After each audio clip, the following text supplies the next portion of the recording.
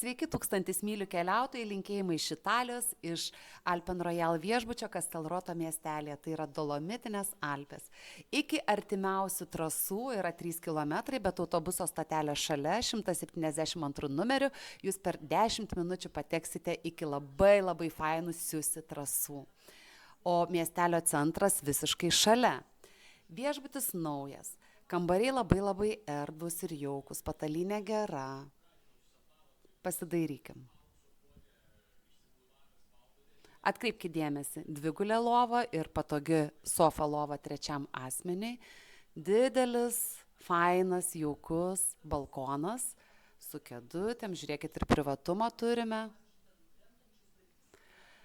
Seifas, nekreipkite dėmesio, kas po seifu. Gražus vonios kambarys, halatai kambaryje, šlepetės. Viskas nauja, šviežia, skaniai kvepia. Dušas.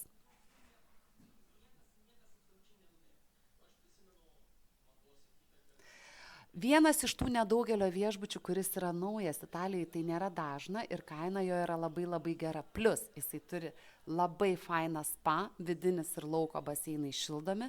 Atkreipkite dėmesį, kokie gultai po slidinėjimo dienos fantastika.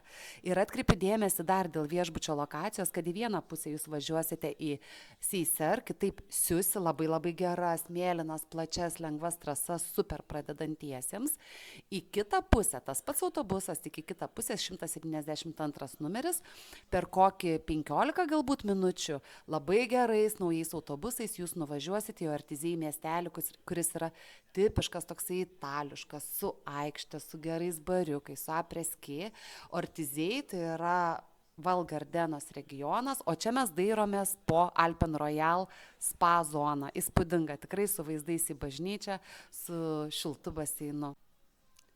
Tai spa zona ne tik baseinas, čia yra ir pirtelės, saunos. Šiaip labai geras variantas, iš tikrųjų gera vieta gyventi, geras viešbutis. Na, vieta galėtų galbūt arčiau Ortizei, bet tiem, kas nori pilnų viešbučio paslaugų, naujumo, išskirtinai gero restoraninio maisto, maistas iš tikrųjų yra nuostabus, tai Alpen Royal yra superinis viešbutis. Ir linkėjimai Laurai, kuri 1000 mylių padovanojo šį video.